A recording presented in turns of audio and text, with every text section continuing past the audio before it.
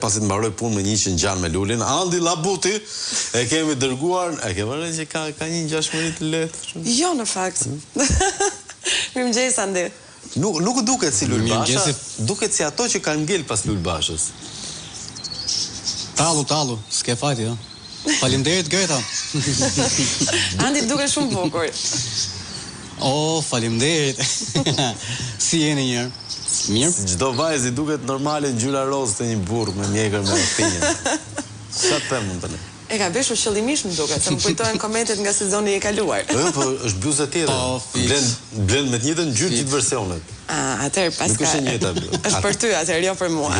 Ky është për diku tjetër, se nuk është për këtë. Andi, ku ndodhesh në këto momente? Ç'është ai sfond simpatik si sfond Instagrami?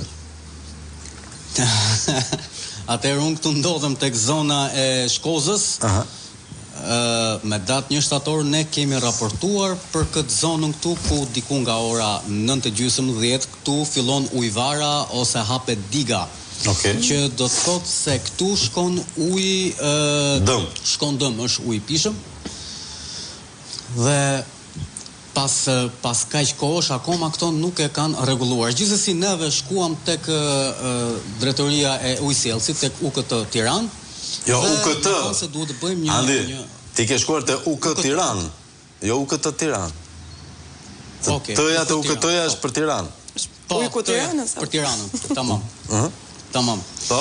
Dhe na thanë se duhet të bëjmë një shkresë zyrtare, një kërkesë zyrtare dhe ato se si punonin dhëmbët kështu live, ë? Absolutisht jo. Vetëm me shkrim, edhe pse ti je televizion. Po, edhe do dalim prapë ke ky personi që na del na bën prit tek porta. Mund ta lexoj përgjigjen se ishte. Se e kanë thyer përgjigjen me shkrim. E kthyen. Okej, një sekond. Ta bëjmë të qartë për publikun, lutem Andi. Çfarë i pyetëm ne këta të UKT-s? Ne i pyetëm pse nuk është rregulluar, sa firo ka gjatë ditës, gjatë javës, gjatë muajit, kush paguan, kush shkon ky ujë, edhe pyetje pastaj normale që pse nuk është rregulluar etj. Ato kanë kthyer një përgjigje ashtu siç i ka interesuar atyre. Ashtu kështu si thon kosovarët. Po. Tani përgjigja është kjo. Përshëndetje thot një herë, na përshëndesin. Okej, faleminderit. Në vijim të emailit tuaj sqarojmë si më poshtë.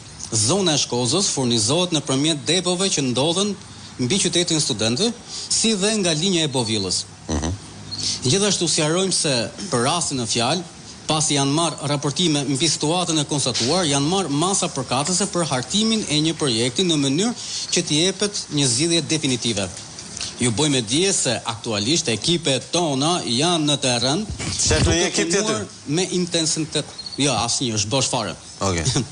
Me intensitet të lartë madje për t'i dhënë zgjidhje problematikës, të cilën sipas planit pritet të përfundoj brenda muajit shtator. Data 25. Ju falenderuar për mirë kuptimin. Data 25. Tani nuk arrit ta kuptoj. Po, për 5 ditë këto do bëjnë namin, domethënë kanë lënë 4 muaj dhe përpos kësaj, ne paguajmë taksa në çdo institucion shtetëror për një person që del dhe i bën prit gazetarit ose medias, vetëm për t'i thënë bëj shkresë zyrtare dhe t'u kthejmë një përgjigje.